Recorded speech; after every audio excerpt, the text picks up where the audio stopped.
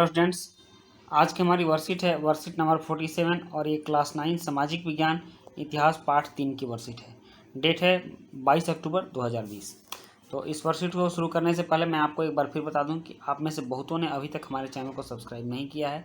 आप चैनल को सब्सक्राइब कर लें, कुछ लाइक्स भी करें, क्योंकि हमें भी आपसे यही आशा रहती है कि आप लाइक्स और सब्सक्राइब करेंगे तो आप लोग इस काम को ज़रूर करें। इसलिए हम लोग आपके लिए ये वर्कशीट लेकर आते हैं। तो चलिए शुरू करते हैं। नाथसीवाद और हिटलर का उदय भाग 5। इससे पहले के भाग में हम लोगों ने पढ़ा है कि किस तरह द्वितीय विश्व युद्ध की शुरुआत हो गई थी और हिटलर ने कैसे उस विश्व युद्ध की शुरुआत की थी। उसके बाद आज हम लोग नाथसी विश्व दृष्टिकोण के बारे में पढ़ेंगे कि नाथसी का विश्व दृष्टिकोण क्या था और विश्व के बारे में क्या सोचता था।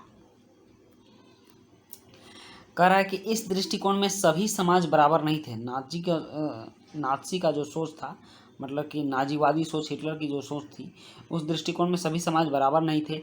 इस नज़रिए में ब्लांड, नीली आंखों वाले, नार्डिक जर्मन आर्य सबसे ऊपरी और यहूदी सबसे निचली पायदान पर आते थे। पीछे के वर्षिट में आपने देखा है कि किस तरह से नाजियों ने यहूदियों का कत्लेआम किया था और उनको ले जाकर गैस चैम्बर में बंद कर देते थे। वो उनको डाकू कहते थे। तो नात्सियों के अनुसार जो नस्ल सबसे ताकतवर है वह जिंदा रहेगी, कमज़ोर नस्लें खत्म हो जाएंगी। आर्य नस्ल सर्वश्रेष्ठ है, उसे अपनी शुद्धता बनाए रखनी है, ताकत हासिल करनी है और दुनिया पर वर्चस्व कायम करना है। जो जर्मन आर्य नस्ल है वो।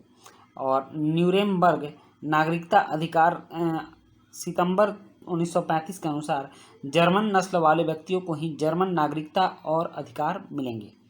यहूदियों और जर्मनों के बीच विवाह और संबंधों पर पाबंदी लगा दी गई।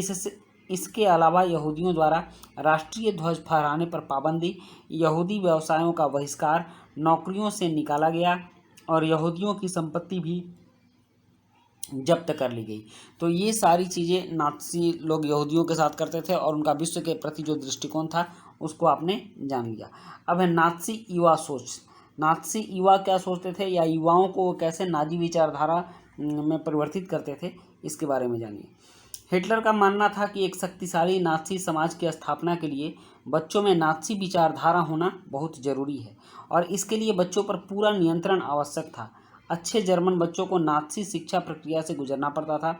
यह प्रशिक्षण की एक लंबी प्रक्रिया थी जो बच्चों को दी जाती थी। स्कूली पाठ्यक्रमों को नए सिरे से लिखा गया। किसी भी समाज को अगर आपको चेंज करना है ना, तो आप स्कूल के पाठ्यक्रम को चेंज कर लीजिए। जिस तरह का आप पाठ्यक्रम रखेंगे समाज के बच्चे भी उस तरह के बन जाएंगे। तो उस पाठ्यक्रम को चेंज करके स्कूली पाठ्यक्रम में भी नाजी विचारधारा को भर दिया गया। नस्ल के बारे में प्रचारित नात्सी विचारों को सही ठहराने के लिए नस्ल विज्ञान के नाम से एक नया विषय पाठ्यक्रम में शामिल किया गया। देखिए हिटलर ने क्या क्या किया था। बच्चों को सिखाया गया कि वह वफादार और आज्ञाकारी बने, यहूदियों से नफरत और हिटलर को आदर्श माने। खेलकूद के जरिए भी बच्चों में हिंसा और आक्रामकता की भावना पैदा की जाती थी। हिटलर का मानना था कि मुक्केबाजी का प्रशिक्षण बच्चों को फौलादी दिल वाला, ताकतवर और मर्दाना बना सकता है। इसलिए उसने 10 वर्ष की उम्र के जर्मन बच्चों को युंग फुक सिखाया और 14 वर्ष से बड़े लड़कों को हिटलर यूथ नामक संगठनों में शामिल कर नात्सी राष्ट्रीय समाजवाद की भावना भरी जाती थी। और इन संगठनों में वे युद्ध की उपासना, मतलब युद्ध कैसे की जाती है उसके बारे में जानते थे। आक्रामकता और हिंसा, लोकतंत्र की निंदा और यहूदियों, कम्युनिस्टों, जिप्सियों और अन्य अवांछितों से घृणा का सबक सीखते थे। लगभग 18 साल की उम्र में वे लेबर सर्विस, मतलब श्रम सेवा में शामिल हो जाते थे और इसके बाद उन्हें सेना में काम करना पड़ता था। मतलब वहाँ के जितने भी युद्ध थे सबको कुछ दिन सेना में काम करना अनिवार्य था, करना ही पड़ता था। और किसी नात्सी संगठन की सदस्यता लेनी पड़ती थी। उसके बाद है नात्सी मातृत्व सोच। नात्सी लोग माताओं के बारे में क्या सोचते थे, महिलाओं के बारे में क्या सोचते थे, इसके बारे में चलिए हम लोग जानते हैं। नात्सी सोच के अनुसार महिलाएं पुरुषों मर्दों से भिन्न और कमतर होती हैं, मतलब उनसे कमज़ोर होती हैं। इनकी बराबरी संभव नहीं है, मतलब वहाँ पुरुषों और महिलाओं की बराबरी संभव नहीं है। लड़कियों को कहा जाता था कि उनका फर्ज एक अच्छी माँ बनना, शुद्ध आर्य रक्त वाले बच्चों को जन्म देना और उनका पालन पोषण करना है। नस्ल की शुद्धता बनाए रखने, यहूदियों से दूर रखने, घर संभालने और बच्चों को नात्सी मूल्य मान्यताओं की शिक्षा देने का दायित्व महिलाओं पर ही है। हिटलर के अनुसार राज्य की सबसे महत्वपूर्ण नागरिक माँ होती है, लेकिन नाज़ी जर्मनी में सारी माताओं के साथ भी एक ऐसा व्यवहार नहीं होता था, एक जैसा व्यवहार नहीं होता था, सब अलग होता था।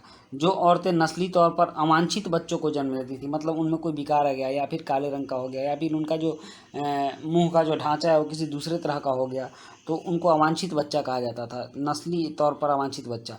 उन्हें दंडित किया जाता था, जबकि नस्ली तौर पर वांछित दिखने वाले बच्चों को जन्म देने वाली माताओं को इनाम दिए जाते थे।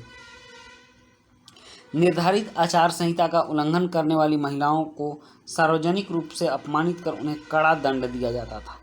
तो ये थी आपकी नाज़ी विचारधारा। अब इससे संबंधित कुछ प्रश्न भी हैं, उनको देख लीजिए। हिटलर का नाज़ी दृष्टिकोण क्या था? नाज़ी सोच को अगली पीढ़ी में लाने के लिए हिटलर ने कौन से उपाय किए? प्रश्न 3 है, हिटलर के अनुसार महिलाओं की क्या क्या जिम्मेदारियां थी? और प्रश्न 4 है, एक अच्छे समाज के निर्माण में विद्यालयों का क्या योगदान हो सकता है? प्रश्न 5 है, समाज में महिलाओं का स्थान बहुत महत्वपूर्ण होता है। अपने जीवन के उदाहरणों द्वारा इस कथन की पुष्टि कीजिए। तो चलिए अब इन प्रश्नों के उत्तर लिखते हैं। यहाँ है पहला प्रश्न है, आप पहला प्रश्न देख लीजिए। हिटलर का नाज़ी दृष्टिकोण क्या था?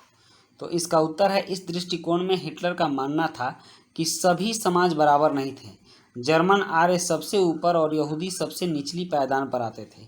नाज़ियों के दृष्टिकोण के अनुसार जो नस्ल सबसे ताकतवर है वह जिंदा रहेगी, कमज़ोर नस्लें खत्म हो जाएंगी, आर्य नस्लें सर्वश्रेष्ठ हैं, उसे अपनी शुद्धता बनाए रखनी है, ताकत हासिल करनी है और दुनिया पर वर्चस्व कायम करना है। और दूसरा प्रश्न है, नाज़ी सोच को अगली पीढ़ी में लाने के लिए हिटलर ने कौन से उपाय किए? तो इसका उत्तर है, इसके लिए बच्चों पर पूरा नियंत्रण आवश्यक था। अच्छे जर्मन बच्चों को नाज़ी शिक्षा प्रक्रिया से गुजरना पड़ता था। स्कूली पाठ्यक्रम को नए सिरे से लिखा गया। 10 वर्ष की उम्र के बच्चों को युंगफुक और 14 वर्ष से बड़े लड़कों को हिटलर यूथ नामक संगठन में शामिल कर नाज़ी राष्ट्रीय समाजवाद की भावना भरी जाती थी। और तीसरा प्रश्न है, हिटलर के अनुसार महिलाओं की क्या क्या जिम्मेदारियां थी? तो इसका उत्तर है, हिटलर के अनुसार महिलाओं की निम्न जिम्मेदारियां थी। एक अच्छी माँ बनना, शुद्ध रक्त वाले बच्चों को जन्म देना, उनका पालन पोषण करना, नस्ल की शुद्धता बनाए रखना, यहूदियों से दूर रहना, बच्चों को नाज़ी मूल्य मान्यताओं की शिक्षा देना। और नेक्स्ट है चौथा, एक अच्छे समाज के निर्माण में विद्यालयों का क्या योगदान हो सकता है? तो इसका उत्तर है, एक अच्छे समाज के निर्माण में विद्यालयों के बहुत योगदान होते हैं, जैसे एक अच्छा नागरिक तैयार करना, बच्चों में सामाजिक मूल्य की भावना को डालना, बच्चों को राष्ट्रभक्ति की पाठ पढ़ाना आदि। और पांचवा प्रश्न है यहाँ पर, समाज में महिलाओं का स्थान बहुत महत्वपूर्ण होता है। अपने जीवन के उदाहरणों द्वारा इस कथन की पुष्टि कीजिए। तो इसका उत्तर है, समाज में महिलाओं का स्थान बहुत महत्वपूर्ण होता है क्योंकि महिलाएं ही है, नहीं यहाँ ही पढ़िएगा, महिलाएं ही एक स्वस्थ बच्चे को जन्म देकर एक स्वस्थ समाज का निर्माण कर सकती हैं, बच्चों को अच्छी शिक्षा देती हैं, बच्चों को सामाजिक बनाती हैं। जैसे हमारी माँ हमें समय समय पर भोजन, वस्त्र और अच्छी शिक्षा के लिए स्कूल भेजकर समाज के एक अच्छे नागरिक को तैयार करती हैं। तो बच्चों, ये थी आपकी वर्कशीट नंबर 47 SST की। इसमें आपने हिटलर के विचारों को पढ़ा और ये वर्कशीट आपको काफ़ी अच्छी लगी होगी और आपने लास्ट तक वीडियो को देखा, इसके लिए आपको बहुत बहुत धन्यवाद। मिलते हैं हम लोग नेक्स्ट वीडियो में।